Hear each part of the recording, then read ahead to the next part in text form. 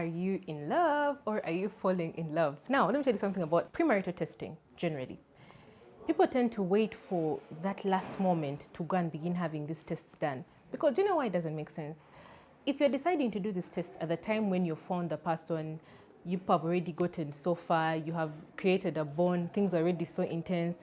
By the time you do that and you go to hospital and maybe you find out something you don't want to find out, chances are you're going to say, you know what, love is love, let's fight through this. And eventually it's your kids who will suffer, or the both of you that will suffer.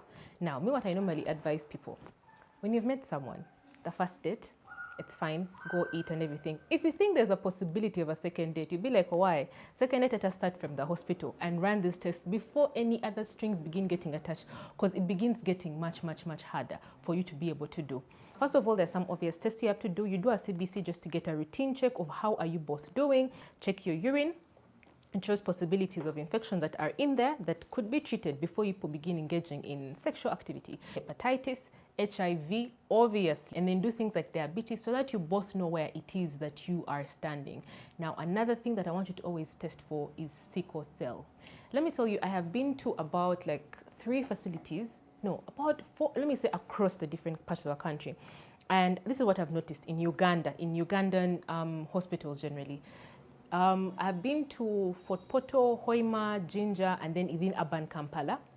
Within urban Kampala, where I have been, sickle cell isn't very common. In Mulago, however, it has its own ward, yeah? Now, for Jinja, sickle cell disease was very, very high. There was a whole ward separate to that alone. Sickle cell within the population is a very common illness. Hoima as well, the same thing, whereby even patients who had the trait or poor one, just carriers of sickle cell, would have symptoms of things like recurring malaria, yet they're supposed to actually be immune against it.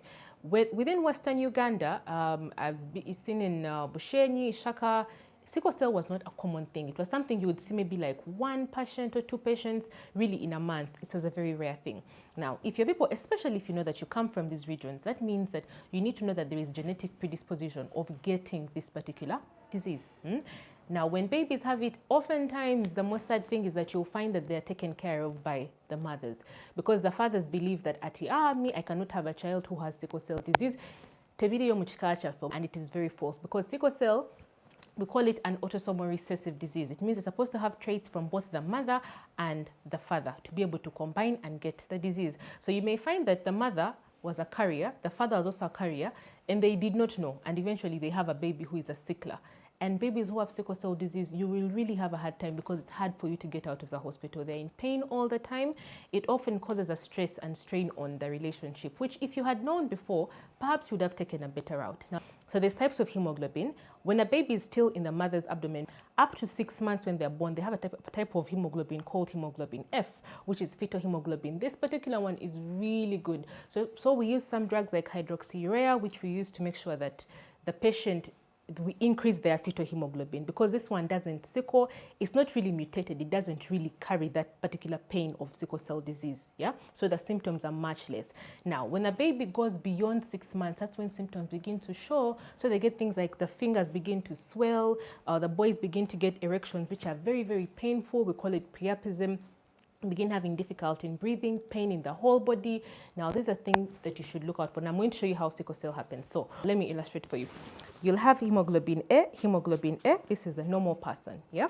Hemoglobin A and S, that means you have one of the adult hemoglobin, and then you have one for the sickle cell. So that means this is a carrier or a person who has the trait of sickle cell. These ones oftentimes don't show symptoms, and they have an immunity against malaria. I've seen some patients where the patients would have the trait, but they would still have bad malaria, which is recurrent, as if they have sickle cell itself. Now, a person, remember this, so this is for sickle cell. This is the hemoglobin, how it's altered. This is for the normal adult. And then this is for the fetus, or for the baby when she's inside there. So if this is hemoglobin AA, this is a normal person, this is normal hemoglobin. If this is AS, this is a person who is a sickle cell carrier. You are a carrier, but you don't have the sickle cell, but you carry it. Then hemoglobin SS, this is a person who has the sickle cell disease itself. I'm going to tell you who can marry who in terms of sickle cell. Now, let's go here like this. So if you're someone who has hemoglobin A, you can marry a person who has hemoglobin A. You are good to go. Perfect. Because when they cross, nothing happens. You'll have no more babies. If a person has hemoglobin A and they have S, this is a carrier. You marry someone who is, let me say, normal. This is how it's going to happen. Look. So hemoglobin A and hemoglobin A, these ones will combine. This is a normal baby, right? Because here you've created A and another A. Now, if you have hemoglobin A crosses with another hemoglobin A, this one here, you're going to have a normal baby. Those are the chances, these are possibilities within the pregnancy. Now, if someone has hemoglobin S, this is the sickle cell, if it crosses and catches here, you will create a carrier. If you have hemoglobin A and you come here, you'll also create a carrier. That means here, you have the chances of you having a normal versus a carrier, they are 1-to-1. So you can, every 2 out of your babies will be sickle cell carriers, or 2 out of your babies will be normal based on that. This is an assumption that you're having 4 children, but the chances are random. You don't know who will carry, who will not. If you have hemoglobin A and you are a carrier, and you marry another fellow carrier, this is where the problems come. So this is hemoglobin A, hemoglobin S. When A comes and combines with this A, remember your genes have to come in pairs. So if it comes this and this one, good luck, you have had a normal baby. If this A comes and combines with this S, you have created a carrier, okay? If this S comes and combines with this A, you have created another carrier. The problem that comes is when this S combines with this S, and this is when you're going to have the disease. That means that for every carrier, 1 out of 4 of your babies will have the disease. You cannot know, is it the first one, is it the second, is it all of them? And then you eventually begin to struggle. Sometimes you find some people, all the babies that they will have will be sickle cell disease babies. And so that is one thing you need to be aware of. If you're both carriers, just do not take that route if you are both carriers. This can be done in hospital with some tests like electrophoresis of the HB and sickling tests. They do some tests and see where it is exactly that you fall.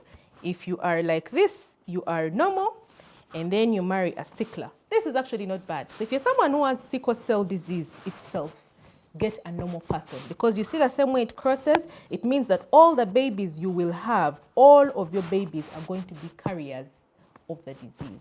So if you're someone who has sickle cell, it's much, much better that you marry someone who is normal. Now, another, which possibility didn't I talk about? If you're a carrier and you marry a sickle cell person, you already see how the dangers are coming. The chances of you, at best, you will get a carrier, and it's also very small because as you see here, the S's are much more. Okay, so that is something I want you to be aware about. Although also a person who has sickle cell, because it's a blood issue, you have chances of having very bad complications during the pregnancy itself. So just take note of that. Even the pregnancy may not be able to carry, the heart can fail, there's such big complications.